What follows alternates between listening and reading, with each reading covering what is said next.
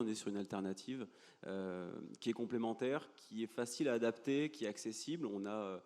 un boîtier qui va être de l'ordre des 1000 euros, qui s'installe sur n'importe quel véhicule essence, et les nouvelles générations de véhicules sont adaptables aussi, notamment avec un mix énergétique sur l'hybride rechargeable notamment.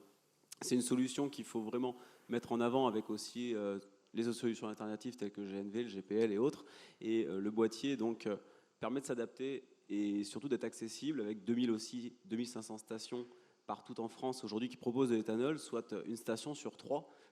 qui propose de l'éthanol en France aujourd'hui. Donc c'est tout à fait accessible avec un coût au litre qui est moitié puisqu'on est à 62 centimes le litre de bioéthanol. Donc on a un amortissement de l'équipement qui se fait en 6 mois à 1 an maximum pour une utilisation de 15 000 km par an, ce qui est largement raisonnable. Et le boîtier aujourd'hui qu'on propose permet notamment, puisqu'on est dans le sujet des flottes, d'être connecté au téléphone, et le téléphone vous remonte l'information du taux d'éthanol auquel vous roulez, l'économie de carburant réalisée, et vous pouvez avoir ce suivi notamment sur les flottes.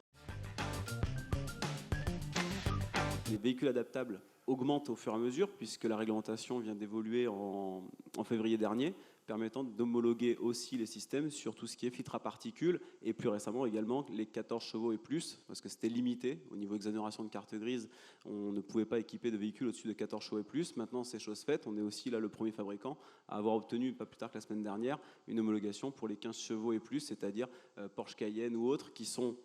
aujourd'hui même pas que le Porsche Cayenne, par exemple, tout ce qui est V6 ou V8 de 2000 à 2010, par exemple, sont des véhicules qui existent toujours sur nos routes et vaut mieux, sachant que c'est des véhicules consommateurs d'énergie, qui consomment de l'énergie propre, en tous les cas, avec un impact environnemental plus faible, puisqu'on ne va pas tous les jeter, c'est pas non plus